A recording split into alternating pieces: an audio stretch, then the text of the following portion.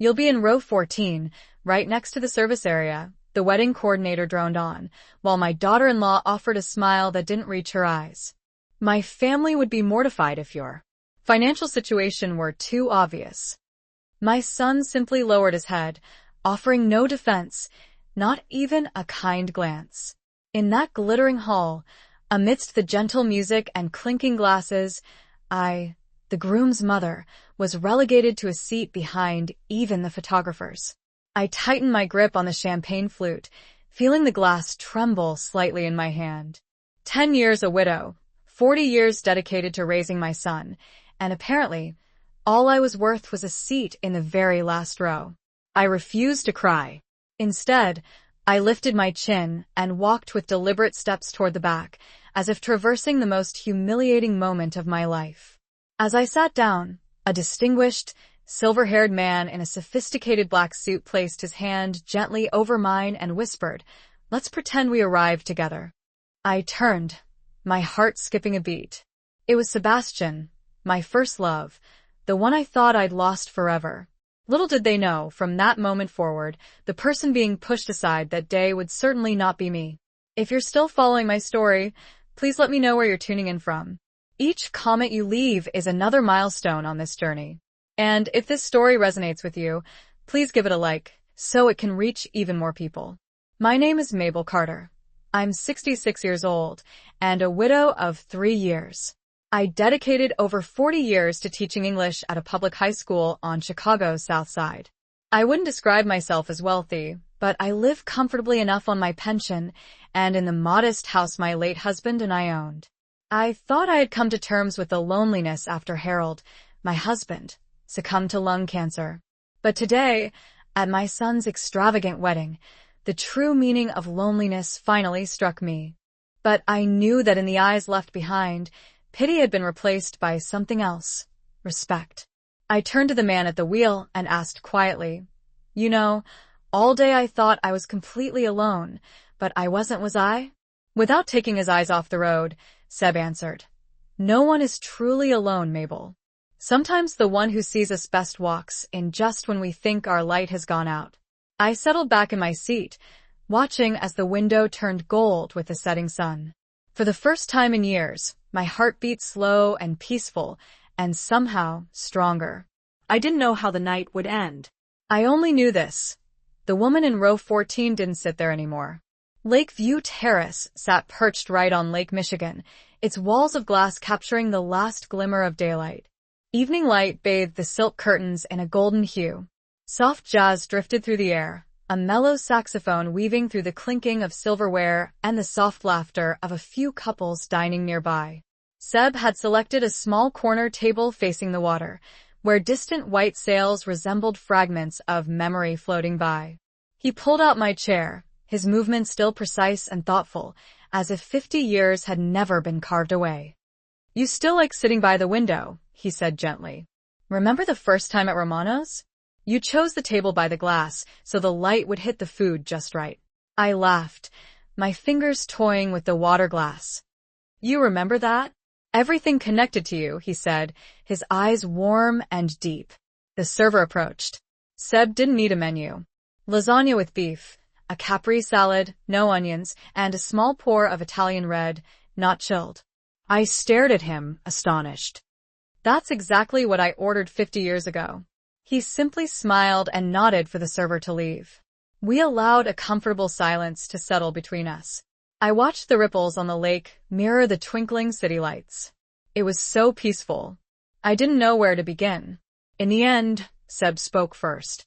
Patricia delicately set her handbag on the table and clicked open the clasp, revealing a glimpse of expensive leather and silk. She carefully drew out a check and placed it neatly between our cups, positioning it for maximum visibility. The sum of $50,000 was printed clearly, bold, and undeniable. I looked up at her, my expression carefully neutral. She smiled, her voice smooth and even, as if she were discussing the weather. "This is not intended to be a bribe, Mabel. It's simply a way for both sides to mutually benefit. If you could simply persuade Mr. Whitmore to keep the current lease in place for Devon Realty's headquarters, this sum is yours." I leaned back in my chair, remaining silent for a few moments, absorbing the full weight of her words. The morning light streaming through the window caught the surface of the tabletop, causing the check to gleam like a cold, hard piece of metal. "Are you attempting to bribe me, Patricia?" I asked slowly, carefully choosing my words. Patricia's smile remained fixed, tinged with a subtle arrogance. "I prefer to call it an arrangement. Smart, sophisticated people don't use such crude terms as bribe. This is simply a chance for you to assist your family and receive a fair token of appreciation in return." I glanced at the check again, then turned to look out the window. In the yard, the rose bushes that Harold had planted with so much love were still in bloom, their delicate scent riding the gentle breeze onto the porch. I remembered him carefully clipping the stems each morning, always reminding me, "Mabel, roses are only truly beautiful when no one has to pay for them." I turned back to face Patricia, offering a faint, enigmatic smile. "You know, Harold used to say that roses shouldn't be bought with money. I think people shouldn't be either." I reached out and picked up the check, feeling the thickness of the paper beneath my fingers, smelling the faint scent of the fresh ink. Soft light filtered through the curtains like spilled milk. The house was silent except for the steady ticking of the wall clock. Hour 71. If the timeline held, there was just under an hour before the offer expired. I was making tea when the phone rang. "Seb." "Mabel, put it on speaker. I think you should hear this call." Richard Devon, chairman of Devon Realty Group, came on the line, his voice low, controlled, and for the first time in years, I detected a tremor. "Whitmore, I'm calling to confirm that we accept all the terms." A pause followed. I could imagine him gripping a coffee mug, struggling to maintain his composure, including the public apology, the fund contribution, and the scholarship. He added, "We'll sign and return the agreement today." Seb remained calm, betraying no hint of gloating or vindication. "Good. On time." For simple words, and the other side understood that the game was over. I heard Richard clear his throat, then add, as if to salvage some dignity, "We hope it ends here. No one wants further damage." Seb replied softly, "The only person who is damaged, Mr. Devon, has already stood up. The rest is just procedure." Then he ended the call. The room fell silent. I stood by the tea, my hand trembling, not from joy, but from the realization that there was no turning back. All that had been hidden under the guise of family honor would now be public knowledge. The insults, the contemptuous looks, row 14, the assertion that my mother's poverty embarrassed them. All of it would be written down and disseminated by the press. Seb placed a reassuring hand on my shoulder, his voice warm and low. "You okay?" I took a deep breath and nodded. "I'm not scared. It just feels strange, like I'm stepping through a doorway I never dared touch." He smiled gently. "You're not stepping through it alone." Nora confirmed the apology will take place tomorrow night at the country club during the Chicago Children's fundraiser. Forgiveness only truly arrives when people have consistently changed over time, so much so that apologies become unnecessary. When their actions demonstrably prove they've learned the invaluable lesson of respect, I'll wait for that moment without rushing, without forcing the issue, and without clinging to resentment. That evening, Camille texted me, "Mom, I read the article about the Harold Carter Scholarship. I understand now. If you're willing, I want to start over to make amends." I typed my reply, each word firm and resolute. "The door opens when you are genuinely ready to live differently, Camille. Not sooner, and certainly not later." Then, I set my phone down and took a moment to look around my cozy home. On the table were my passport, a brand new travel journal, and a plane ticket to Tuscany. Seb had already sent a message, "I'll pick you up at the Florence airport, and from there, we begin the next chapter." I smiled, a feeling of anticipation bubbling inside me, and packed everything neatly. Tuscany is waiting, but this Chicago won't hold me back anymore. It has transformed into the place where I finally stood up for myself, not with anger or bitterness, but with newfound self-respect. I opened the window, and the October breeze slipped in, cool and gentle, like a familiar, comforting touch. The streetlights cast their glow across the frame, illuminating my face reflected in the glass. I saw a woman who is no longer afraid of being forgotten, no longer relegated to the last row, but living boldly in the front row of her own life. Thank you for staying with me, for listening to my story all the way to this point. Maybe each of us has been pushed to the margins of a table, a story, or even our own life, simply because someone decided we weren't important enough. But if you're still listening, I believe you've risen up from where they thought you'd remain forever. I want to hear your story. Where are you watching from in this wide world? Real loneliness is when people who are very much alive deny you the basic respect you deserve. The ceremony was held at the Devon estate, a sprawling property owned by Camille's family, who, from the beginning, had never truly accepted me. The whole affair felt ostentatious, almost surreal. Tables draped in immaculate white linens, Moët and Chandon champagne flowing freely, guests adorned in designer clothes, and white roses arranged as if recreating Versailles, all of it in stark contrast to my simple, though well-worn, navy dress. I felt like an ink stain on a pristine, luxurious canvas. When a member of the staff directed me to my seat, I could hardly believe it. Row 14, situated directly behind the service area, after the photographers and the flower arrangers. Up front, Camille's mother, Patricia Devon, was seated among a row of society women draped in shimmering pearls. They glanced in my direction and murmured amongst themselves. I distinctly heard one woman say to her companion, "Is that the groom's mother?" I heard she taught at a public school. Must have been difficult. Another offered a light laugh, her voice laced with condescension. I also heard she had to pick up extra shifts at the library just to make ends meet. I remained silent, sitting on the cold chair, my back straight, hands neatly folded in my lap, willing myself not to tremble.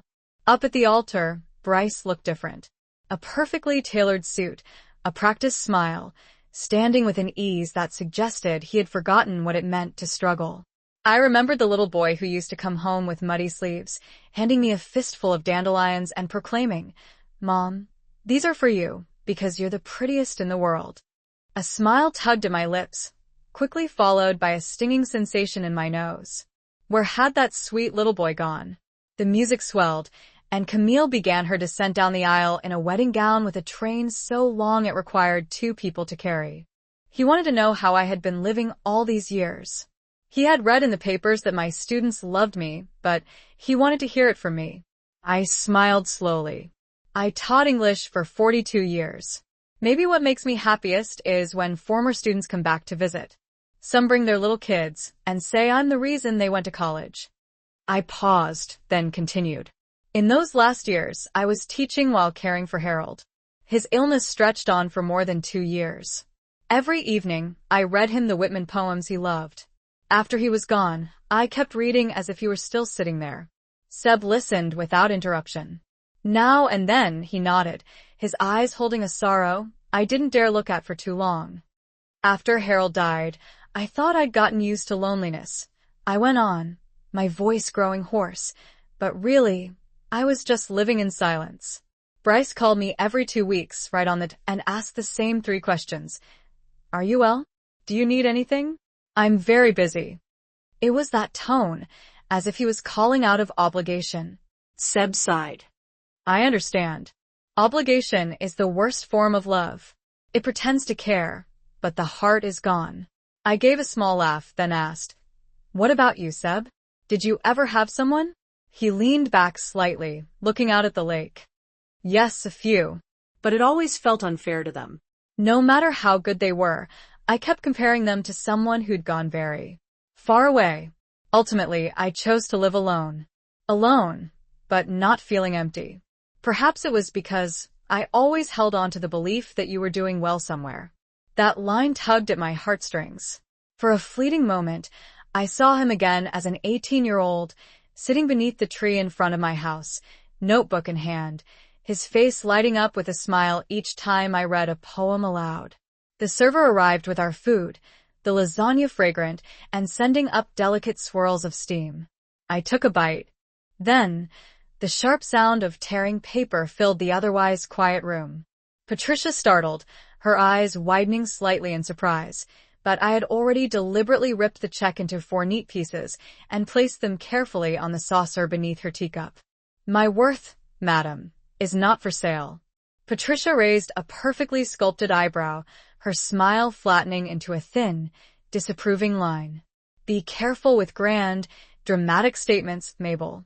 In this society, no one is truly free. Your family, your son, his career, everything can potentially be affected. I stood up, walked deliberately to the front door, and slid the bolt into place. 3 days ago, I might have been intimidated by her veiled threats. Today, however, I felt unexpectedly free. Keep your social influence, Patricia. I'll keep my self-respect. She looked at me for a long moment, her gaze noticeably cooling. You're making a grave mistake, Mabel. If keeping myself intact is a mistake, then I no longer need to be right. A tense beat of silence hung in the air. Then, she lifted her handbag and stepped towards the door, her movements precise and controlled.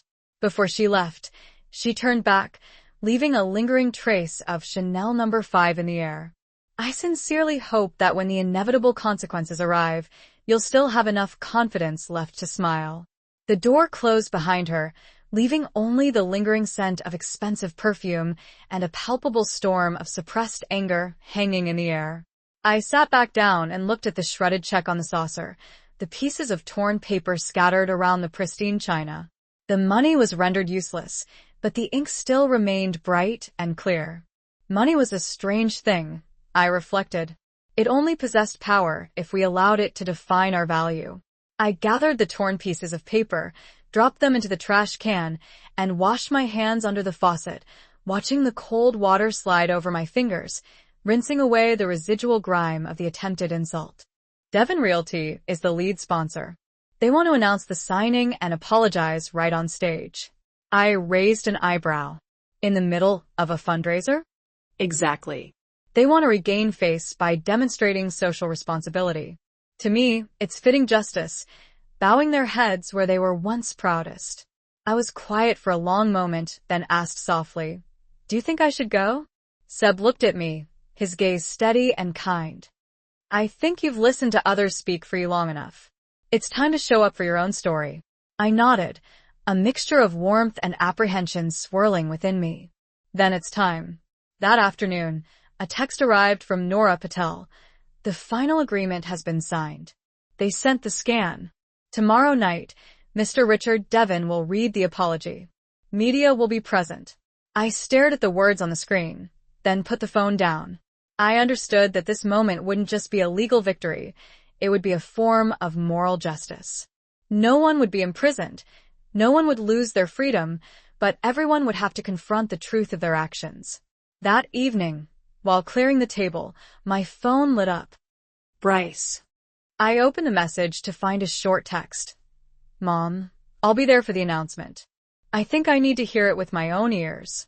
I read it again and again, a mixture of warmth and concern rising within me. A part of me wanted to embrace my son and say, if he truly understood, I would forgive him now. But another part whispered, "Don't be too quick to soften, Mabel. Forgiveness should follow humility, not precede it." I typed back simply, "I know. Thank you for telling me."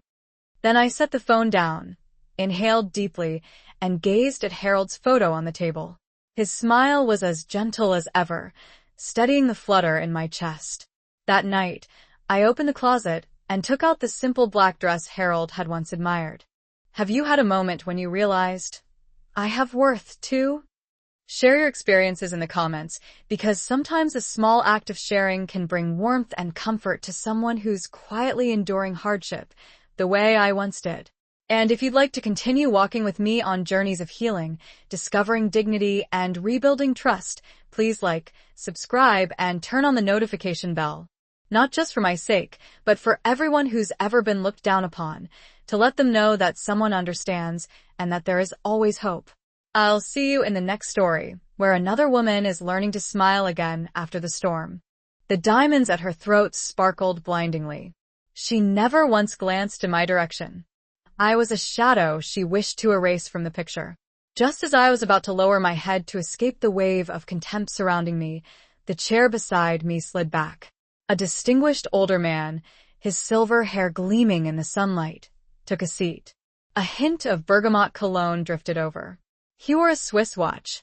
His movements were unhurried and refined.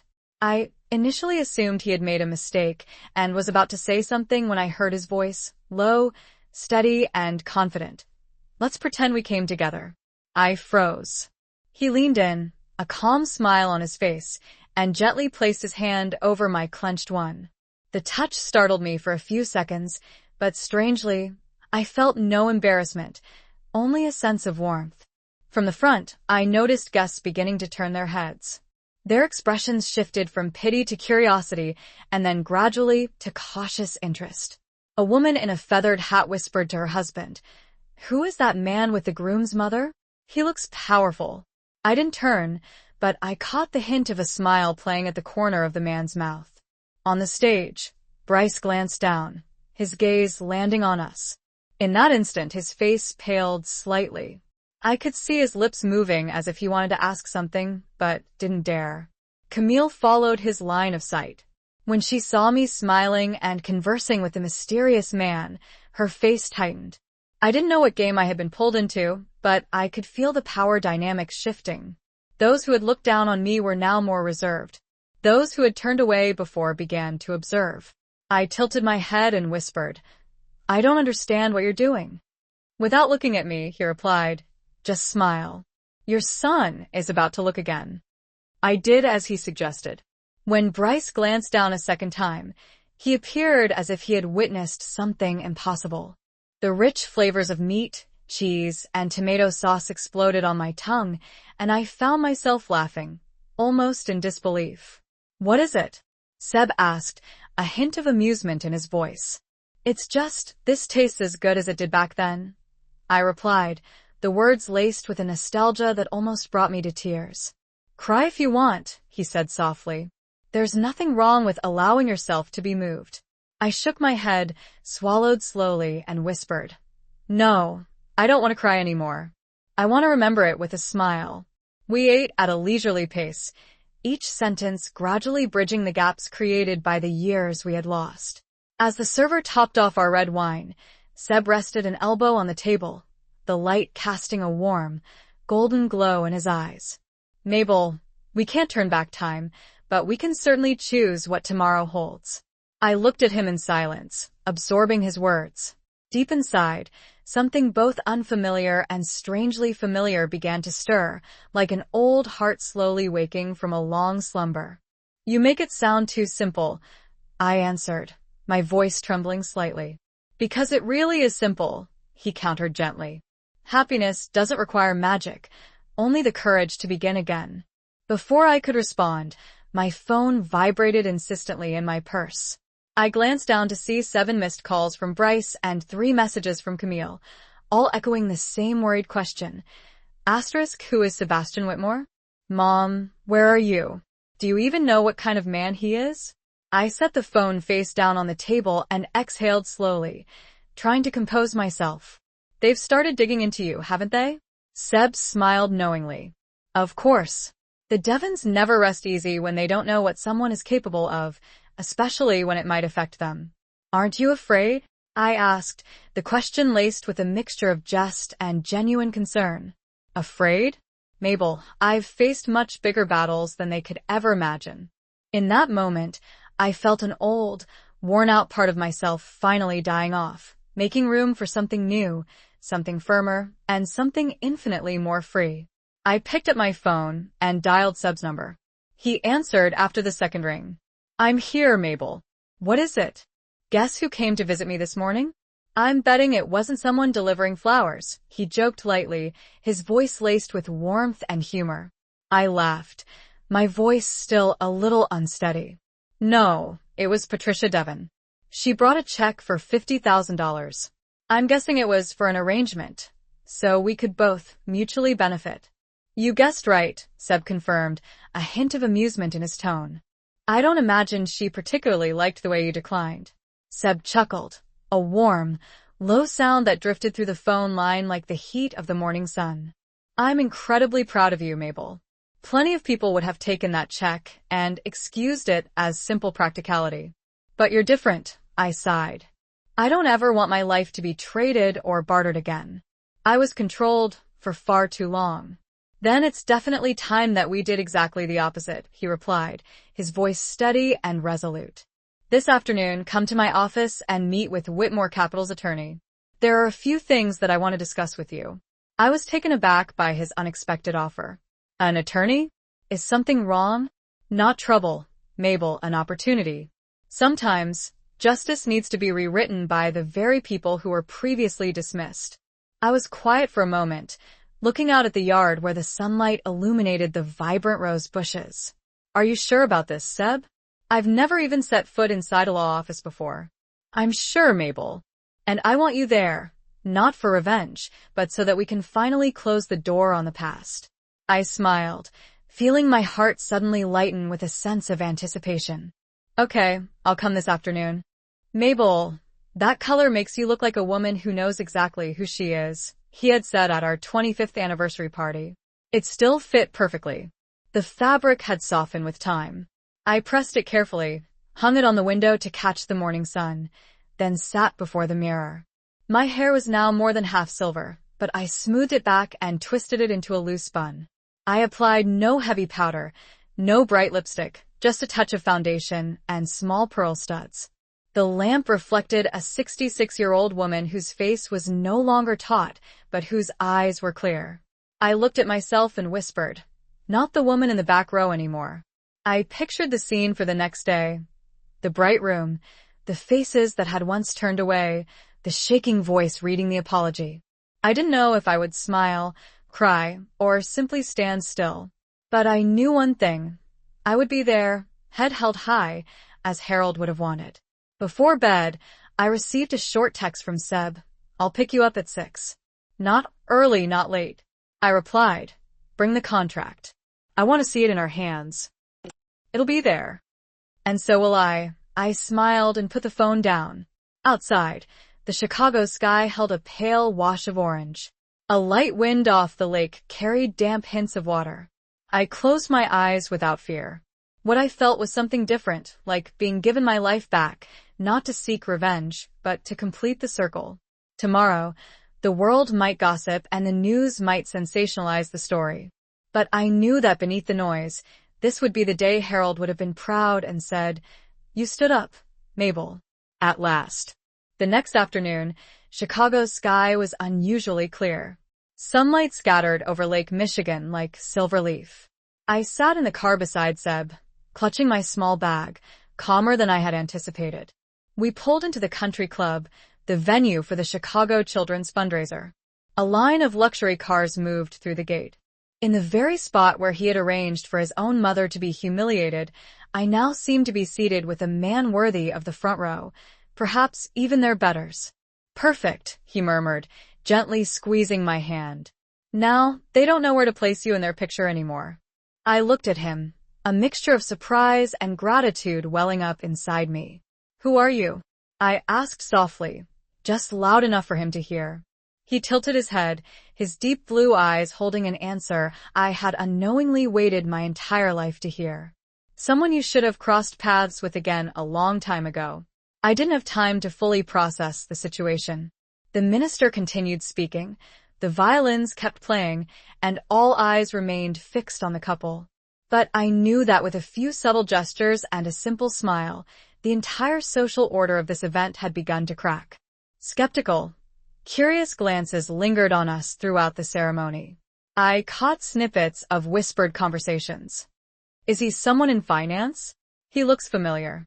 Wasn't he on the cover of Forbes? I offered no reply, simply pressed my lips together and looked up at the platform where my son was vowing himself to a woman who had sought to banish his mother to the service row.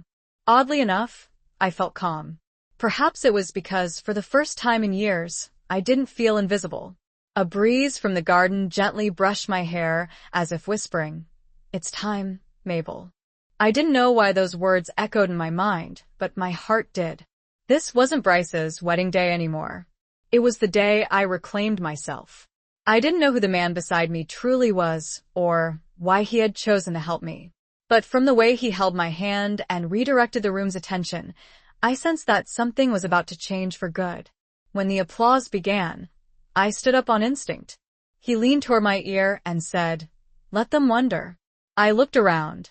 The people who had dismissed me now watched me with an air of mystification. They should only be afraid if they continue to underestimate others.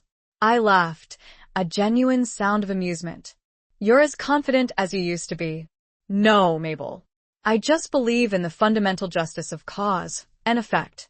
Those who sow contempt will eventually bow their heads to reap it." I switched my phone to silent, silencing the persistent buzzing. For the first time in years, I didn't feel the overwhelming compulsion to respond to my children immediately. A quiet settled over me, not the oppressive silence of loneliness, but a genuine, comforting peace. "What are you planning after you leave Chicago?" I asked, gently steering the conversation away from the subject of power and hidden agendas. Seb leaned back in his chair, his eyes drifting far away, lost in thought. "I've been thinking about Tuscany. There's a small village there called Montefiore. Good wine, clear skies, lavender blooming all summer long." I chuckled, picturing the scene. "You don't even have a house there." He chuckled back, a warm, inviting sound. "I'll buy one." We both laughed freely, the laughter not constrained by politeness or the fear of being judged. It occurred to me that it had been a very long time since I had felt this kind of positive excitement, not worry but the genuine anticipation that something good might actually be on the horizon. After the meal, Seb signaled for the check before I could even reach for my wallet. "Let me," he insisted. "You can get the next one if we meet again." I looked at him and smiled, the corners of my eyes crinkling. "You just wrote the next invitation yourself." "I know, and I sincerely hope you won't cancel." At the door, a refreshing lake breeze slipped in, carrying a hint of salt and a touch of cold. I pulled my wrap tighter around me, watching the city lights flicker in his eyes like distant stars. "Thank you for dinner, Seb. Thank you for coming, Mabel." After I hung up the phone, I sat quietly by the window, watching as the garden continued to soak in the warmth of the sun. The fragrance of the roses drifted into the room, blending with the subtle aroma of Earl Grey tea still lingering in the air. I thought of Harold, the man who had taught me that self-respect wasn't just about the words we spoke, but about the choices we made when faced with temptation. And today, for the first time in a very long time, I had finally chosen myself.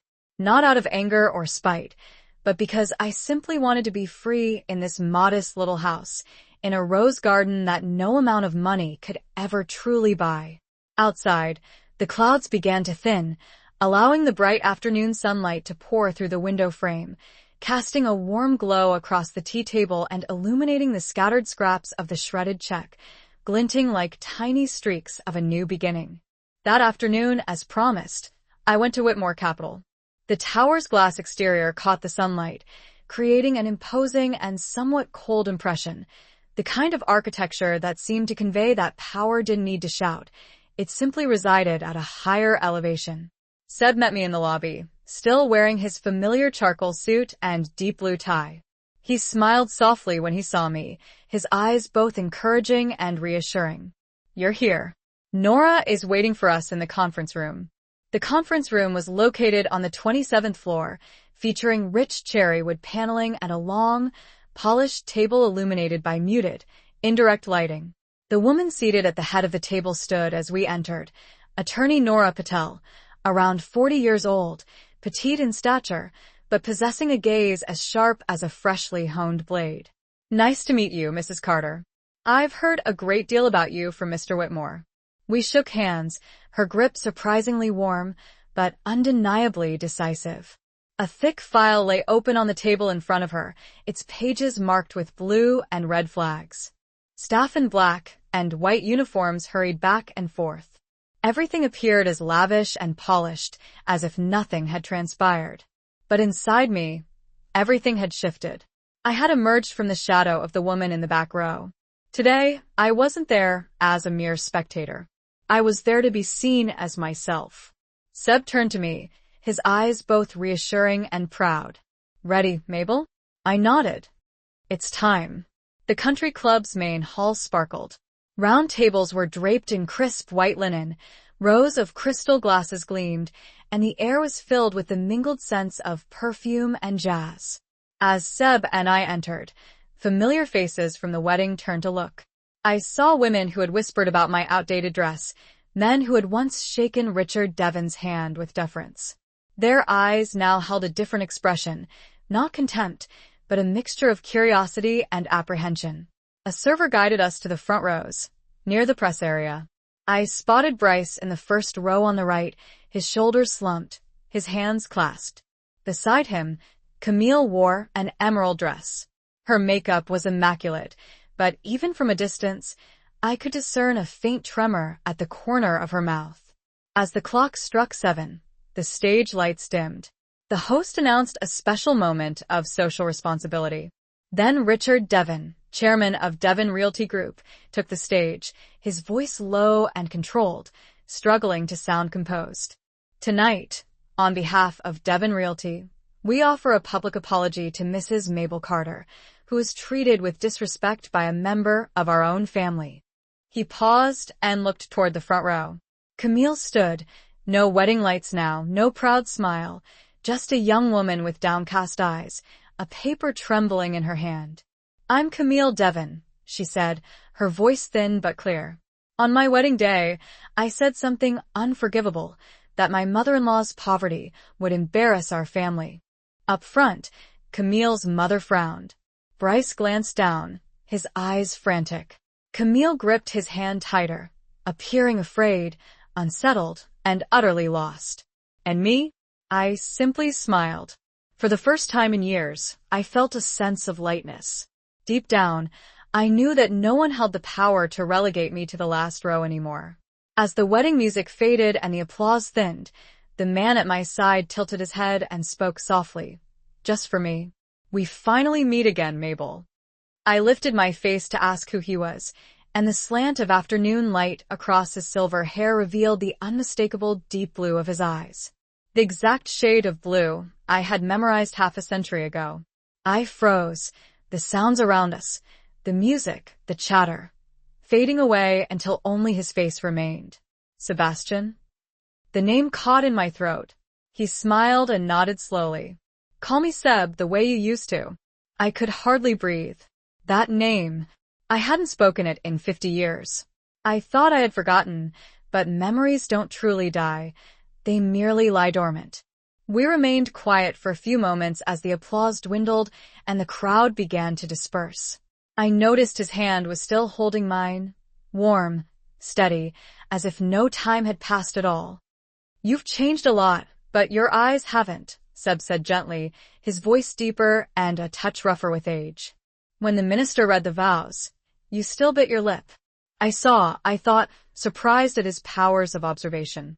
I laughed, a tight sound in my throat, both embarrassed and deeply moved. "You remember things like that?" "I don't forget anything about you, Mabel. Especially the things that once made life feel meaningful." I looked away, trying to hide the tear that had escaped. As people began to scatter, Seb said, "Walk with me. I've got a lot to tell you." I nodded. We left the reception and wandered into the garden behind the mansion, where rows of lavender perfumed the evening breeze. "If you hadn't walked to row 14 all those years ago, I might never have had the chance to see you again." I said nothing in response. Not because I had nothing to say, but because any words at that moment felt superfluous, unnecessary. I simply nodded, offering a small, knowing smile, and turned away. As I climbed into a cab to go home, my phone buzzed again, signaling 4 more missed calls from Bryce. I watched the screen glow in the darkness, then tapped the icon to mute notifications, silencing the insistent demands. That night, I didn't call back. Instead, I sat by the window, gazing out at Lake Michigan, its surface shimmering under the moonlight. I realized it had been a long time since I had felt this sense of lightness within myself. Tomorrow, I would undoubtedly have to face Bryce and Camille and that complex, demanding world out there. But tonight, it was just me and the quiet comfort of being seen, heard, and remembered. And somewhere across the expanse of Chicago, I allowed myself to believe that Seb was also looking out at the lake, facing the same direction where the city lights met the water, and that the past was finally beginning to loosen its grip. 3 days after that evening by the lake, my phone rang while I was watering the plants on the porch. Bryce's voice came through the speaker, trying to sound calm and collected, but failing to completely mask the underlying strain. "Mom, are you free tonight? Camille and I would like to take you to dinner at River House." River House, the most upscale restaurant in Chicago, the kind of place where you needed to book a reservation weeks in advance. I knew that they weren't inviting me out of a sudden surge of filial devotion. I wiped my hands on a cloth and smiled slightly, a sense of quiet amusement washing over me. "Of course, I can go." On the other end of the line, Bryce exhaled audibly, as if he had just completed a particularly difficult assignment. Nora opened her laptop, her tone calm and thoroughly professional. "I've reviewed the full file on Devon Really Group. You may want to be aware of a few key details." The laptop screen displayed a complex financial analysis, numbers, charts, and debt ratios swimming across the display, but Nora never allowed me to feel lost or confused. She explained everything slowly and clearly, like a skilled teacher accustomed to communicating with people from outside the often inaccessible world of high finance. Devon Really is currently operating with a very high degree of financial leverage. In simpler terms, they're carrying more debt than they can reasonably service over the next 18 months. She paused for emphasis. They are almost entirely dependent on their current building, over which Whitmore Capital now holds 100% control. I remained quiet, feeling my heartbeat slow and steady. I understood the gravity of what she was saying. If the lease is terminated, they'll be forced to relocate everything: staff, data, client contracts. The average cost associated with such a move would exceed $200,000, and that doesn't even account for the inevitable reputational damage in the market. Seb sat beside me, his fingers interlaced, his eyes focused intently on my face, as if silently asking, "Are you prepared for them to finally taste the bitterness that they so readily served you?" Nora flipped to the next page in the file. "There are two primary options available. Option A, terminate the existing lease immediately." I heard the soft rustle of paper as she continued. Or Option B, sign a new lease, but this time on our terms. I tilted my head slightly, silently questioning with my eyes. Nora slid a draft document across the table towards me. The new rent would be 18% higher. The lease term would be only 3 years, instead of the original 10. More importantly, this new lease would include a very special clause, an ethics disclosure. I also placed her in row 14, near the service area, and left her there as if she didn't belong with us. A ripple of murmurs spread through the hall. A few people raised their hands to their mouths in shock. Camille continued, her voice catching slightly. "Today, I understand that wealth isn't defined by what you own. It's defined by how you treat people. I'm sorry, Mrs. Carter, and I'm sorry to myself for being so petty." The room held its breath. No laughter, no chatter. Even the cameras remained still for a few seconds, as if no one dared to interrupt that extraordinary moment. No one had ever confessed so openly, and no apology had ever been so public.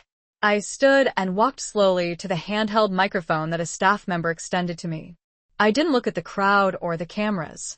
I looked only at Camille, the daughter-in-law who had made me feel like a shadow in my own family. "I acknowledge your apology," I said, my voice neither cold nor trembling. A brief silence followed. "I'm not saying I forgive you, because forgiveness can't be achieved in a day. But I acknowledge it because, perhaps for the first time, we are being honest with each other."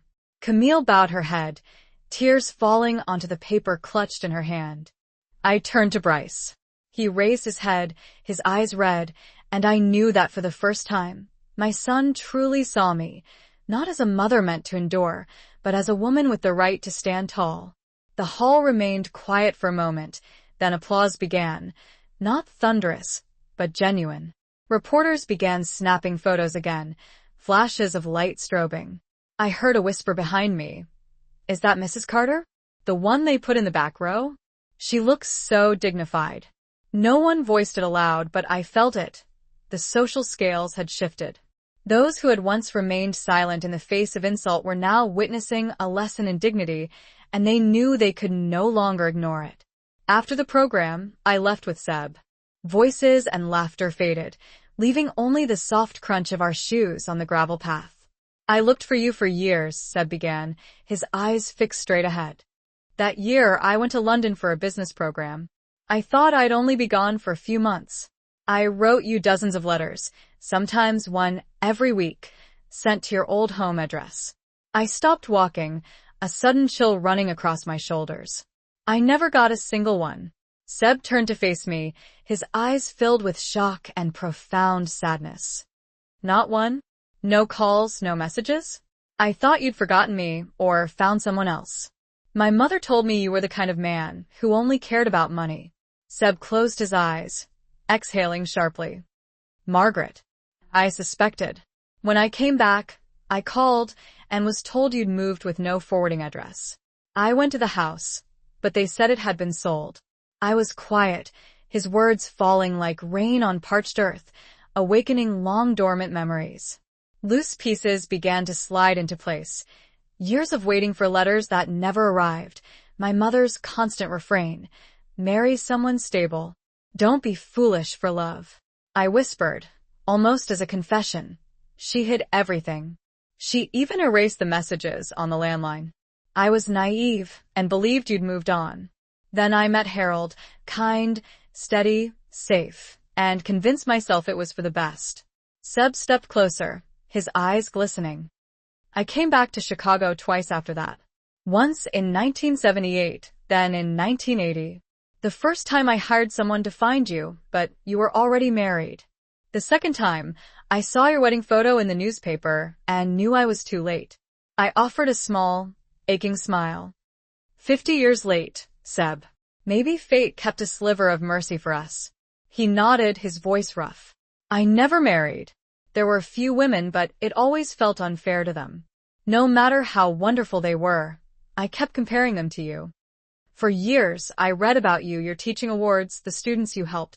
That evening, the River House restaurant glowed with soft candlelight, the polished wood floors reflecting the warm, inviting gold. I arrived promptly, wearing a simple blush pink dress and the pearl earrings that Harold had once given me, a subtle reminder of a love that had shaped me. As the server opened the door to the private room, I saw Camille already seated, dressed in a designer outfit, fresh from the pages of a fashion magazine. Next to her, Bryce was scrolling through his phone, looking tired and preoccupied. Mom. Camille stood up and flashed a radiant, almost unnervingly perfect smile, as if nothing had ever happened between us. You look wonderful tonight. Your skin is absolutely glowing. I looked at her, offering a light, measured smile. Well, Camille, they say good company makes people shine, right? That's right, Camille. I continued, my voice steady and even. Good company, good partners, and good manners. Those things always help people shine. Bryce's hand froze momentarily on his water glass, a flicker of discomfort crossing his face. Camille pressed her lips together slightly, struggling to maintain her practiced smile. We sat down.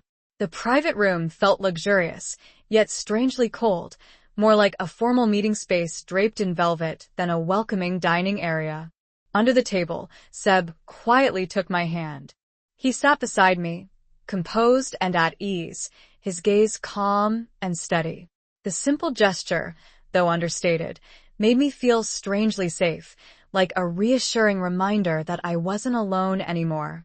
The server poured the wine and discreetly slipped away, leaving us to navigate the awkward silence. Camille initiated the conversation with carefully chosen small talk, vacations, new projects, charity events. Everything was delivered in a flat, practiced tone, as if she were mechanically executing a predetermined strategy rather than engaging in a genuine conversation. I frowned, puzzled by the unfamiliar term. An ethics disclosure? Seb smiled slightly and nodded for Nora to continue her explanation. She did so, her voice calm and measured. Yes. This clause would require Devon really to undertake for specific public actions as a precondition for the continuation of the lease. She listed them, her voice clear and unwavering, without the slightest hint of hesitation. First, a public letter of apology to Mrs. Mabel Carter, to be prominently posted on Devon Reilly's official website and published in 2 local financial newspapers. Second, a formal commitment to upholding comprehensive corporate conduct standards, including explicit language on respecting and protecting the dignity of older adults. Third, an annual financial contribution to the Chicago Elder Justice Fund, to be overseen by Whitmore Capital. And fourth, the establishment of the Harold Carter Memorial Scholarship for deserving students pursuing studies in construction, to be awarded annually in the amount of $10,000 each year for 5 years. The room fell completely silent, the weight of her words hanging heavy in the air. I looked down at Harold's name, seeing it neatly and solemnly presented amidst a page filled with columns of numbers, a tribute that I had never dared to imagine in my wildest dreams. What if they refused to accept it? I asked softly, my voice barely above a whisper. Nora answered immediately, her tone both calm and unwavering. Then the existing lease will automatically terminate 72 hours after they receive the formal proposal letter. No drawn-out court battles, no protracted legal disputes. We simply revoke their access and reclaim the premises. I looked up at Seb, seeking his reassurance. He responded with a gentle expression of understanding. Sometimes, Mabel, justice doesn't necessarily require a prison cell. It simply needs a carefully worded contract that appropriately penalizes the responsible parties. Night had fallen, but the lights around the golf course still glowed. Crickets chirped in the breeze. I took Seb's arm, my shoulders back, my steps sure, each one shedding a layer of heavy memories. A reporter hurried after us and asked, Mrs. Carter, do you have anything you'd like to say? I stopped and smiled. Sometimes, the silence of the weak emboldens the powerful. But when the weak stand up, the world is forced to listen. Then I continued walking, without looking back. In the car, Seb squeezed my hand. You okay? I nodded. Better than ever. He smiled, his eyes gentle as the wind. On the drive home, my phone buzzed. It was a text from Bryce. Mom, can we talk? I read it once, then twice. I felt calm, no anger, no surge of emotion, just the quiet understanding of someone who knows she has done her part. I typed, tomorrow you start. I set the phone down and watched the streetlights recede like little dots of the past. The breeze lifted my hair. I exhaled slowly and easily, like shedding a soaked coat after a storm that had lasted half a lifetime. That night, back home, I slipped off my shoes and stood before the mirror. In the reflection, I no longer saw a woman bowing her head, afraid of being looked down upon. I saw Mabel Carter, composed, silver-haired, clear-eyed, standing tall, a woman who had emerged from humiliation and silence and, at last, found herself again. The next morning, when the light was still mingled with mist, I heard a car stop at the gate. From the window, I saw Bryce step out. No Camille, no luxury car, no security detail, no flowers, just my son, wearing a wrinkled dress shirt, his hands in his pockets, looking weary, as if he hadn't slept all night. I opened the door before he could ring the bell. Hi, Mom, he said quietly. His voice lacked the confidence of a young executive, and the coldness I had heard at the wedding was gone. I nodded. Come in, son. We sat in the living room. On the table were 2 cups of tea I had just made. You were always the person I believed would change the world. Quietly but for real. I turned away, not wanting him to see my tear-filled eyes. Thank you. But I was just a regular teacher. My life was calm, safe. Only sometimes, in the middle of the night, I wondered if your letters had reached me, would I be sitting here with you now? Seb touched my arm gently. Don't blame yourself, Mabel. We did what we thought was right at the time. I only regret we let someone else decide for us. The words caught in my throat.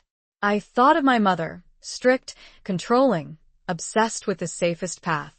I loved her, and I resented her. Because of her, my life had taken a different turn.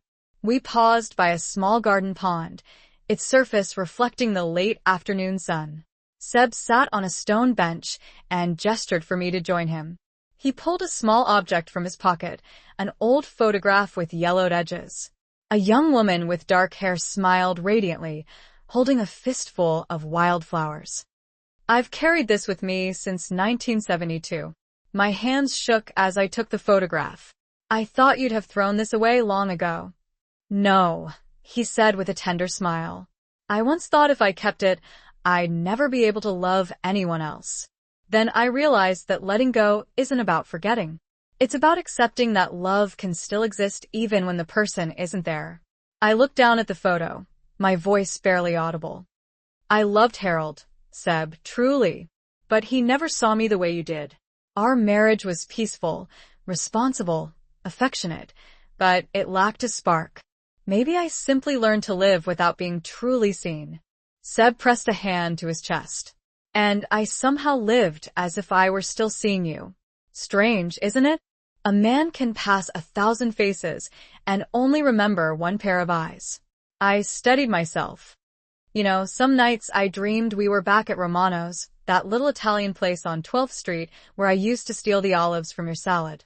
I remained quiet, offering the occasional smile at the appropriate moment to let her know that I was, in fact, listening.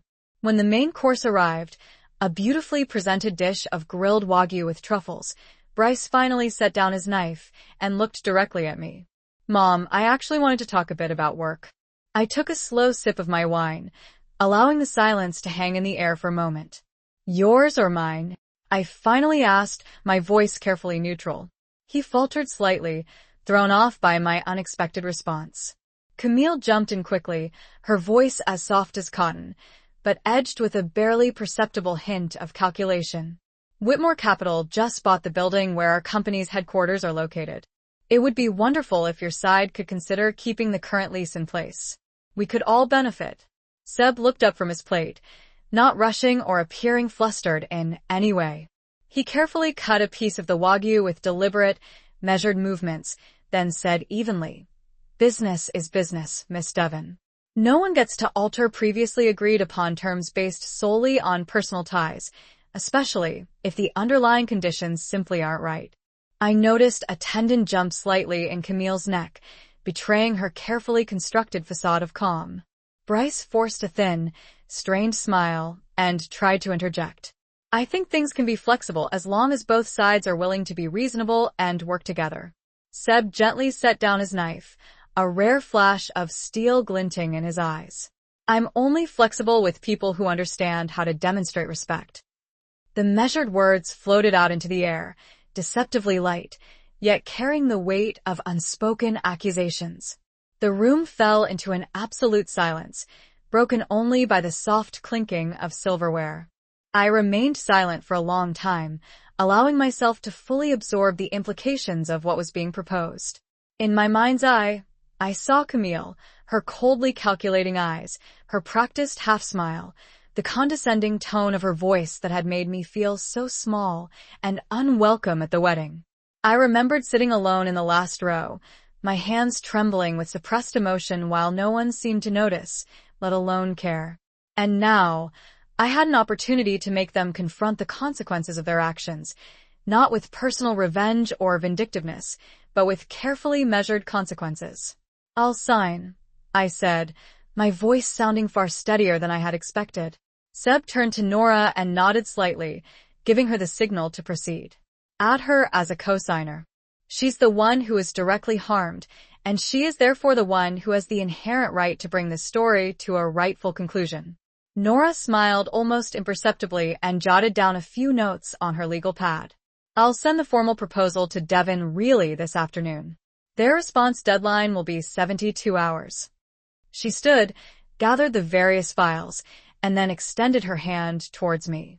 "Mrs. Carter, it's an honor to witness someone choosing dignity over succumbing to fear. I firmly believe that when a woman finds her voice and speaks out against injustice, many things begin to change for the better." I shook her hand, feeling the underlying strength in her small fingers. When Nora left the conference room, Seb remained, his gaze warm and filled with unspoken understanding. "Mabel, you need to know that I don't just want them to learn a valuable lesson. I also want you to recognize that the humiliation you experienced wasn't meaningless. You've transformed it into an outcome. I smiled faintly, a complex mixture of emotions welling up inside me. Part relief, part a sense of weighty responsibility. I don't seek revenge, Seb. He looked around the old house, at Harold's framed photos, at the bookcases I had kept the same for years. Everything seemed smaller in his eyes. But this time, I saw no scrutiny there, only a quiet observation, as if he were trying to see what he had once overlooked. After a long moment, Bryce spoke. Mom, I'm sorry. Not an apology to end the story, but to start over. I said nothing, just set my cup down. He drew a deep breath and continued. I've been under more pressure than you realize, maintaining appearances, preserving an image, living up to the standards of the upper echelon. It all felt like shackles. I was afraid people would laugh, afraid my wife would lose face, afraid I wasn't enough. But in all that fear, I forgot the most important thing. I looked at him, silently. I forgot you, and I forgot who I am. His voice dropped to a low register, unusual for a son who had always spoken with such assurance. I responded slowly. Bryce, I understand pressure. But remember this. Respect isn't a decoration to display at a fancy party. It's a discipline for living. No one ever became impoverished by respecting others, but many have diminished themselves by losing it. He bowed his head, his fingers interlaced. I know, and I want to change, Mom. I'm just afraid you'll never forgive me. I exhaled slowly, then said, Forgiveness isn't a gift. It's a process. But if you truly want to walk that path, I won't close the door. He looked up, a glimmer of hope in his eyes. I continued, I have only 2 conditions. 1, don't call me out of obligation. If you call, do it because you genuinely want to know how I'm doing. 2, the next time there's a family gathering, don't leave me sitting alone. Invite me to the same table as someone who truly has a place in your life. Bryce nodded, his voice soft. I promise. Not because you asked, but because I want to. A warm silence settled between us. Outside, the wind stirred the rose petals in the garden that Harold used to tend. Seb laughed, the sound deep and still somehow youthful. And you always got caught because I counted how many were left. I remember. You blushed the whole evening. We both laughed, the sound mingling with the scent of lavender on the air and the soft murmur of the water, like memories being dusted clean. My life has gone far from where we started, Seb said after a quiet moment. I built a company, met politicians, walked into rooms full of powerful people. And in moments like that, I remembered the 18-year-old girl sitting on the front steps, reading Whitman to me. My throat tightened. Don't say these things, Seb. We're too old to dream like that. He smiled, tilting his head, his eyes still as bright as ever. No, Mabel. We don't need to go back. We only need to choose the next 20 years. I fell silent. The pond reflected 2 older people sitting side by side. 2 people who had once loved madly, lost each other to pride and control, and now sat hand in hand, no longer young, but no longer afraid. The breeze stirred the lavender again. I looked at him for a long time, feeling a strange mix of emotions, peace and a sense of revival intertwined. I didn't know what tomorrow would bring, but in that moment I knew one thing for sure. My tired heart could still say yes. We were still by the pond when urgent footsteps sounded behind us. I turned to see Bryce and Camille striding toward us, their faces tight, as if they were rushing to extinguish a fire. Her gown snagged on the grass, but she didn't seem to notice. She yanked Bryce along. Mom, we need to talk, now, Bryce said, his voice low but agitated. I exhaled, remaining seated beside Seb, who remained steady, his eyes calmly fixed on the 2 figures approaching, unruffled by their sudden arrival. Camille reached us first, staring directly at Seb, her words like a sharp blade. Who are you? Seb smiled, stood, and adjusted his tie as if preparing for a business meeting. I straightened in my chair, placed my wine glass carefully on the table, and said gently, but with a clear, unwavering resolve, before we talk about business, Perhaps we should discuss something far more important. Respect. Bryce looked at me, his face flushed with a mixture of discomfort and exasperation. Mom, I know there was a small misunderstanding at the wedding. I cut him off, my voice firm. It wasn't a misunderstanding, Bryce. It was a choice. You chose to seat me in the last row, behind the service area. You chose to remain silent when your wife made comments about how my supposed poverty would shame her family. Camille jumped in quickly, her voice dripping with insincerity. I truly didn't mean any harm, Mabel. I just wanted the ceremony to look perfect, aesthetically pleasing. I'm terribly sorry if my words hurt you. I looked directly at her, my voice low and unwavering. Camille, are you truly sorry that you said those things? Or are you simply sorry that your words are now having consequences? I wasn't feeling angry, not at that moment. I simply needed a genuine apology, a demonstration of true remorse. But sometimes it seemed sincerity was the hardest thing for people to offer. I added, and you, when someone apologizes to you, what makes you believe they truly regret it? Share it with me. So I know I'm not the only one who's wrestled with that. The direct question seemed to momentarily choke Camille, rendering her speechless. Bryce lifted his eyes to mine, torn between the conflicting emotions of guilt and confusion. He reached out and took his wife's hand, his voice suddenly sounding smaller and less assured. Mom, I really am sorry. I shouldn't have remained silent that day. I just didn't want to mess up the ceremony. Mess it up, Bryce? I asked softly, allowing my disappointment to be heard. More than seating your own mother by the service entrance? You once promised your father that you would never allow me to feel left out or excluded. I just need them to understand that they can't belittle or demean other people and simply continue living their lives as if they had done nothing wrong. I know that, Mabel, and that's precisely why this course of action feels so profoundly right. Outside the building, the afternoon wind had picked up, swirling around the base of the towering skyscrapers. I stood on the steps for a moment, watching the steady rush of people passing by. Beneath the persistent hum of traffic noise, a strange sense of calm had settled within me. When I arrived home, dusk had already begun to fall, casting long shadows across the lawn. I lit a small candle in front of Harold's photograph, allowing the soft glow to illuminate his face. His expression remained gentle and reassuring in the frame, his smile conveying both unwavering faith and abundant forgiveness. The flame flickered softly against the glass of the frame. I spoke very quietly, as if whispering a secret back to the past. I protected myself, my love, and I kept the honor of both of us intact. The candlelight shimmered, danced up the wall, and washed across my hands, casting a warm glow. Outside, the night wind sweeping off Lake Michigan slipped through the open window, carrying with it the subtle fragrance of the roses from the garden, the fragrance that Harold had loved so dearly. For the first time in many years, I truly felt that I was standing in the right place, not because anyone had lifted me up or granted me permission, but because I had finally chosen to no longer bow down. 2 days after the formal proposal had been delivered to Devon Reilly, I was reading quietly by the window when my phone began to buzz incessantly, demanding my attention. Bryce's name filled the screen. The third. Call in 10 minutes, he instructed. I hesitated for a moment, then answered the phone. My son's voice was frantic and rushed. Mom, you have to tell Mr. Whitmore to stop this immediately.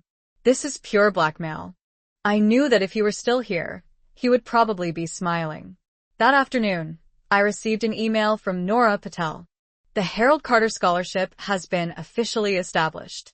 Devon Realty has already sent the first installment of funding, exactly as specified in the contract. I read the lines, my heart lifting. Harold's name, after all these years, now appeared in a legal document, not merely as someone who is gone, but as a recognized symbol of moral integrity. I whispered, Harold, at last, you can see that your efforts were not in vain. That evening, another message arrived. Camille, Mom, I want to meet privately to talk, not about business, but about us. I considered the words, no anger, no disdain, just weariness. I typed back, not yet, Camille. When I'm ready, I'll let you know. Then I set the phone down and refrained from reading further. A few days later, Seb invited me to view Whitmore Capital's newest project, a glass tower rising near downtown. When the elevator reached the top floor, Chicago unfolded below us. Rivers, homes, and streets crisscrossing like memories. Seb gestured toward the panoramic view. This floor will house a community education and arts gallery. I want you to take a look around. Perhaps you'll have an idea or two. I walked along the glass corridor, taking in the expansive open space. Light flooded in, making everything shimmer, evoking a sense of hope. After a while, I said, I envision a free reading corner for kids on the south side. Many of them don't have access to the library, but they still deserve to experience the magic of books. Seb turned to me and smiled. That's a perfect idea. I'll put you in charge of that section. Let's call it the Harold and Mabel Reading Corner, shall we? I smiled, too moved to speak. Are you sure? Absolutely. A building shouldn't just be tall. It needs a soul. And today, you've just given it one. He answered evenly. I'm someone who once mattered a great deal to Mabel. The air seemed to freeze. Bryce blinked as if trying to assemble pieces of a puzzle he had never encountered before. Camille frowned, stepped back, then lowered her voice to a sharp hiss. I'm serious. This is my son's wedding, not a place for strangers. I rose, my voice calm but firm. Camille, you're speaking to my guest, and he is most certainly not a stranger. Seb gave me a brief nod. Enough to steady me. He spoke clearly and evenly. I'm sorry if my presence bothers you, Miss Devon, but perhaps you should worry more about how you treat your mother-in-law than about other people's resumes. Camille froze as if she had been slapped. Bryce reached out, attempting to diffuse the tension, but Seb continued before they could speak. I watched from beginning to end, a mother relegated to the last row at her own son's wedding. Humiliation dressed up as honor and money. I heard Bryce draw a sharp breath. No, you've got it wrong, he said quickly. It was just a seating mix-up. The staff placed the roses wrong. There was no intent. I turned to face my son, holding his gaze. A mix-up or a choice, Bryce? He fell silent. For me, that question required no answer. Camille jumped in, scrambling to regain control. Mabel, I think you're being too sensitive. Everyone was busy, and you know our family's reputation had to be protected. Reputation? Seb interjected, still polite, but with an underlying coolness. If your reputation is built on diminishing others, you might want to revisit your definition. Color rose beneath Camille's makeup, whether from shame or anger didn't matter. Bryce looked utterly lost, his fingers clenched tightly around his glass. He glanced at me as if pleading with me not to make the situation worse. This time, I didn't come to their rescue. Seb slid a hand into his pocket, speaking slowly with a quiet authority that didn't need to be flaunted. That day, I have never felt more like a stranger to my own son. Bryce lowered his head, unable to meet my gaze. I heard the faint sound of a spoon gently tapping against a plate.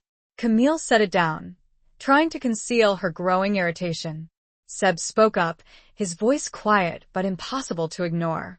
Whitmore Capital didn't acquire that building to deliberately create trouble or inflict harm. However, we do respect fundamental principles. Those who conduct themselves with integrity and respect will always be treated with fairness. They both seemed to understand the implicit message. Camille smoothly slid back into a carefully constructed facade of politeness. Of course, she said, her voice now lacking its earlier ease and confidence. I just thought that since we're all family, we could find a way to work together so that no one ultimately loses. I took another slow sip of my wine, allowing the tannins to bloom lightly on my tongue. Family isn't a contract, Camille. I don't need collaboration or special considerations. I simply need respect. She forced another strained smile and shifted the conversation to congratulating us on the fresh start of our marriage, but her voice had noticeably lost its earlier ease and control. I listened politely, but said nothing more, allowing her words to hang in the air unanswered. The remainder of the meal passed in a strained, uncomfortable silence, punctuated only by polite pleasantries. Only the distant strains of jazz music filled the awkward space between us. As the server began clearing the dessert plates, Seb stood up first and pulled out my chair, a silent gesture of support. "I think we should go now, Mabel," he said quietly. "Let's not allow anyone to mistake this gathering for some sort of negotiation." I rose from the table and turned to face my son. "Bryce, I hear your apology. But forgiveness takes time. Genuine time. It's not something you can simply propose or demand." I paused, letting his words sink in. Outside, a gentle breeze rustled the curtains, and the morning light spilled across the table like a stream of water. "No, Bryce," I said calmly but firmly. "This isn't blackmail. These are the consequences of your actions." Bryce's breathing was labored on the other end of the line, his voice strained, on the verge of cracking. "They're demanding a public apology, the establishment of a scholarship, and a nearly 20% rent increase. You know that will cripple the company. I'm trying to protect our family's reputation, yours included." I pressed my lips together, my gaze fixed on the cold tea in front of me. "Dignity, son," I said, my voice low. "Where was your dignity when I was relegated to row 14? When you allowed someone to imply that your mother's humble background was an embarrassment to us?" There was no immediate response, only Bryce's ragged breathing and a heavy silence that stretched between us, taut like a rope pulled tight at both ends. Finally, he spoke, his voice now subdued. "Mom, I don't want to fight. I just want to reach a settlement. What do you need to make this go away? Money? Or something else?" I gave a soft, humorless laugh. A deal? "Bryce, I don't need anything from them. I simply want you to choose a side." "A side?" His voice jumped, laced with surprise. "Yes." "Choose between the family that humiliated me and the mother who brought you into this world." Silence descended on the line. I almost thought he had hung up until I heard a shaky whisper. "I don't know what to say." "Then don't say anything. Just think," I urged him. "Because for the first time in your life, Bryce, you can't buy or negotiate your way out of disrespecting your mother." I was about to hang up, but paused, softening my tone. "Do you remember when you were 8? You promised you'd never let anyone make me cry. On your wedding day, I cried. Not because I was insulted, but because you chose to remain silent." That evening, as the sunset painted the city in hues of orange and gold, Seb spoke softly in the car. "In October, I need to travel to Italy to oversee a project in Tuscany. Will you come with me?" I laughed. "Italy? I haven't ventured far from Chicago in over a decade. Then it's time to break free, not to escape, but to bid farewell to fear." I was quiet for a moment, contemplating his words. Fear. It had resided within me like a shadow. Fear of being looked down upon. Fear of losing my son. Fear of being forgotten. But as I gazed out at the streetlights flicking on, I realized that every fear diminishes once you start moving forward. "Okay, I'll go," I said, my voice soft but resolute. Seb squeezed my hand. "I knew you'd say that." That night, I sat in my familiar room, a pen and a blank page on the table before me. I wrote to myself, not to send, not for anyone else to read. The slanted letters trembled slightly, but they were clear. I lived too long in silence, in fear of being looked down upon. But today I know that I have worth. Not because someone else tells me so, but because I choose to believe it. I set the pen down, folded the page, and tucked it into the old notebook where Harold had once kept a list of rose varieties he wanted to plant. Outside, the breeze rustled through the garden, carrying the scent of flowers and the first chill of autumn. I stood, looked out the window, and smiled. For the first time in years, the future didn't frighten me. It stretched before me, quiet and promising, like the morning after a storm, when everything is still wet, but sunlight has begun to filter through every leaf. 3 weeks after the public apology, a large bouquet arrived at my doorstep. Inside were carefully arranged white lilies, accompanied by a small card in a familiar hand, hoping for peace. Patricia Devon. I stared at the words for a long time. The flowers smelled light, elegant, and cold. As it happens, I just finalized a deal 2 weeks ago. My firm, Whitmore Capital, acquired the downtown commercial building where Devon Realty Group has its headquarters. The atmosphere changed instantly. Bryce's head snapped up. Camille looked as if she couldn't believe her ears. "What did you say?" she stammered. "The building on Michigan Avenue?" Seb nodded, his gaze calm to the point of being merciless. "That's right. The deal closed last week." I only remembered the detail when I saw the Devon logo on the wedding stage. Silence descended upon the garden. Camille's face strained, her expensive makeup no match for the raw panic that now consumed her. Bryce stood still, his mind racing. Seb looked at them, his voice quiet, not needing to be raised. "I hadn't planned to discuss business here, but perhaps this coincidence is well-timed." Then he turned to me, the gentle smile returning. "Mabel, it's been a long day. We should leave. There's a place by the lake I'd like to take you to dinner if you're willing." I smiled, without hesitation. "I'd like that very much." Camille's eyes widened. "You're leaving in the middle of the reception? People are waiting for the family photos." I turned, answering softly but clearly. "Family? Are you sure that's what you want to capture? A mother parked by the service area?" Bryce drew in a breath, ready to say something, but I stepped forward, slower and with more resolve than I had ever felt before. "I'm not an obligation for you to manage anymore, Bryce. From now on, I choose my own place." Seb extended his hand. I placed mine in his, and a strange sense of peace washed over me. It was a simple gesture, but the entire garden seemed to hold its breath. As we walked away, whispers trailed behind us. Curiosity mixed with a newfound respect. Someone murmured just loud enough for me to hear, "Is that really Sebastian Whitmore? And he's with the groom's mother? I can't believe it." If so, the Devons are in trouble. I didn't look back. He nodded slowly, his eyes looking slightly damp, but his emotions carefully controlled. Camille remained seated, her lips pressed tightly together in a thin, disapproving line. Before I left the room, I took one last, lingering look at the two young people, the child I had raised with so much love and sacrifice, and the woman I had once sincerely believed would bring him lasting happiness. I hope that when you say "I'm sorry," it's because you truly mean it, not just because you're afraid of losing a contract or losing status. No one answered. The soft, ambient light reflected off my face, betraying neither anger nor bitterness, but simply a quiet, resolute calm. I turned and walked out of the room with Seb.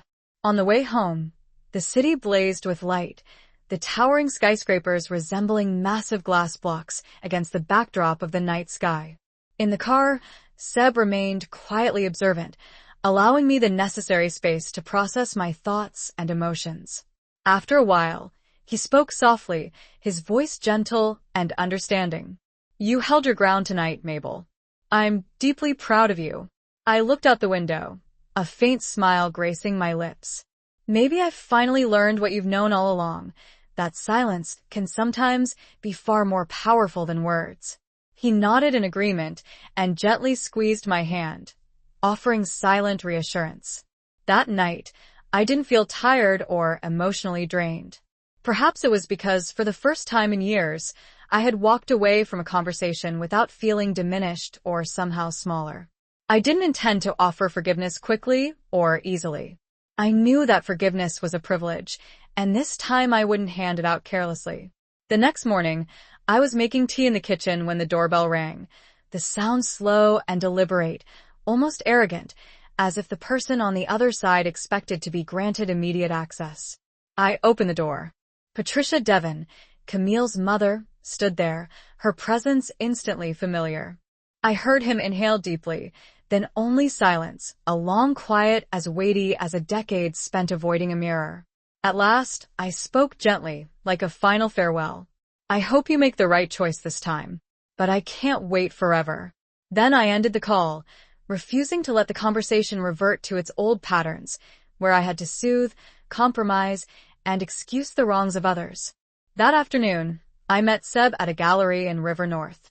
There was no tension, no bartering, just two people admiring abstract paintings for the penthouse Whitmore Capital was decorating.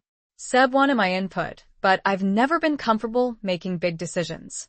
For the first time in my life, I was about to defer, to say, "You choose," when I stopped myself.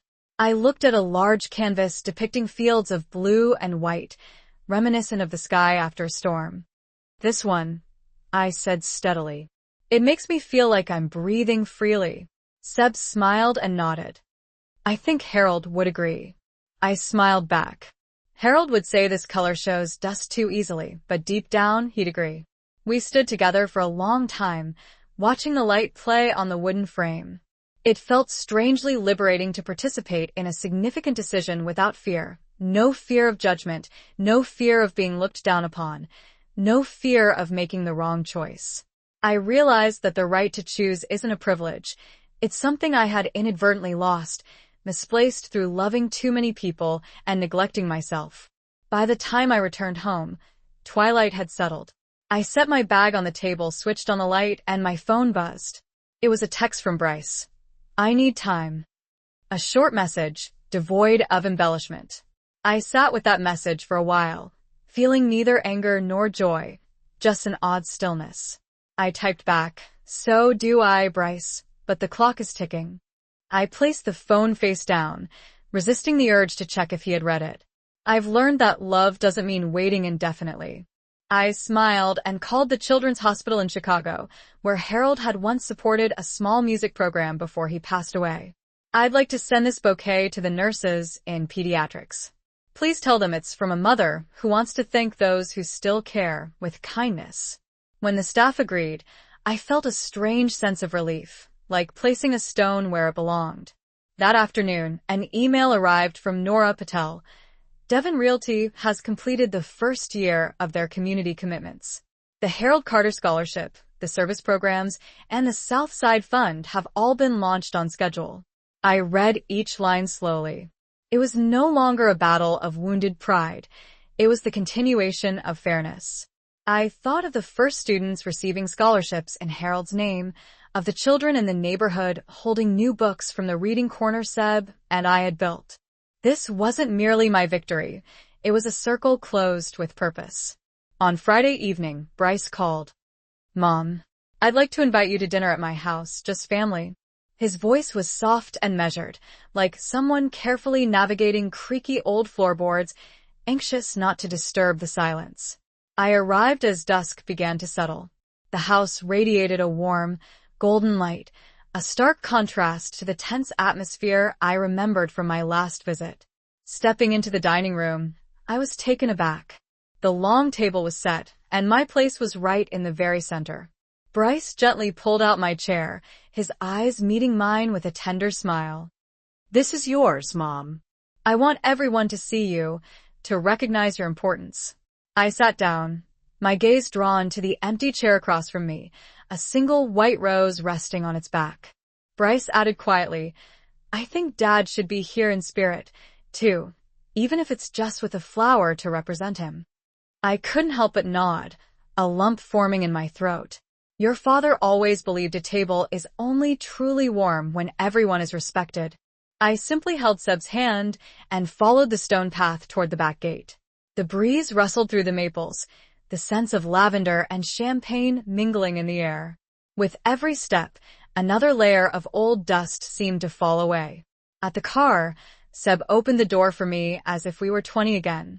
"I'm sorry," he said quietly. "If I'd known today was your son's wedding, I'd have come sooner. But maybe everything happens for a reason." I looked at him, experiencing a feeling I couldn't quite name, a mixture of rising relief and lingering ache. "You don't owe me an apology, Seb. If anyone does, it's those who treat love and respect like bargaining chips." He smiled, as soft as the afternoons I remembered. "Then tonight, let me feed you well and talk for a long time, like two old friends waking from a long dream." His car glided out of the garden, catching the last rays of sunlight on its windows. Through the glass, I watched the trees sway and Bryce and Camille shrink into the murmuring crowd. No one walked us out, and no one dared to stop us. She looked precisely as she had at their engagement party, impeccably dressed in a cream cashmere coat, adorned with a triple strand of perfectly matched pearls, and wearing a smile that conveyed more calculation than genuine goodwill. Mabel, dear, I certainly hope that I'm not intruding. Her voice was light and airy, barely concealing the subtle appraisal in her eyes. You're not, I replied, holding her gaze. Please come in. She crossed the threshold into my home, allowing her gaze to sweep across the living room, taking in every detail. I recognized that particular look from people accustomed to a life of luxury, a look that revealed not genuine admiration, but a detached assessment. She seemed to be appraising the simple wooden chair that I had purchased at a yard sale, the antique clock that Harold had painstakingly repaired by hand, the worn picture frames that adorned the walls. Everything seemed to be filtered through a lens of money, judged by its monetary value rather than its sentimental worth. Charming, she said, the word delivered with a smile that failed to reach her eyes. Cozy, if perhaps a bit modest. I poured tea and slid a cup across the table toward her. Please. Sometimes, to allow someone to grow up, you have to let them hear the ticking of their own internal clock, slow, clear, and irreversible. That night, I indulged in a warm bath, brewed lavender tea, and opened an old notebook. The yellowed pages still bore Harold's handwriting. To live is to know when to say enough, even when others think you won't dare. I closed the book and smiled. Outside, the wind off Lake Michigan moved softly and languidly. I lay down, pulled the blanket up, and listened to my own heartbeat. No regret, no anger, just the lightness of invisible cords finally loosening around my chest. For the first time in years, I slept soundly, without nightmares. No visions of being relegated to the back row, no cold laughter from my daughter-in-law, no averted gazes from my son. Only me, a 66-year-old woman, at peace in her small house, knowing that when I woke tomorrow, no one could take away my self-respect. On the third morning, after the proposal letter had been sent, I woke earlier than usual. That dinner was simple and heartfelt. Roast chicken, creamy mashed potatoes, and the same red wine Harold had always cherished. There were no pretentious words, no background music, just laughter that began hesitantly but grew genuine with each shared memory. For the first time in years, I ate in peace, not in a heavy silence. As dinner concluded and the dishes were cleared, Seb leaned in close, his voice soft as a gentle breeze. For the next 20 years, let's rewrite our story, shall we? I looked at him, and there it was, that familiar smile that time simply couldn't diminish. Okay, I replied, a playful glint in my eye, but this time, let me choose the title. He chuckled warmly and squeezed my hand. On the drive home, I reflected on my long and arduous journey. From row 14, where they relegated me to the service area, trying to save face, to finally being at the center of my own life. No one carried me here. I walked this path myself, with pain, with unwavering steadiness, and with the deep-seated belief that dignity is something no one can take away. I know forgiveness isn't a door that instantly swings open with a simple apology.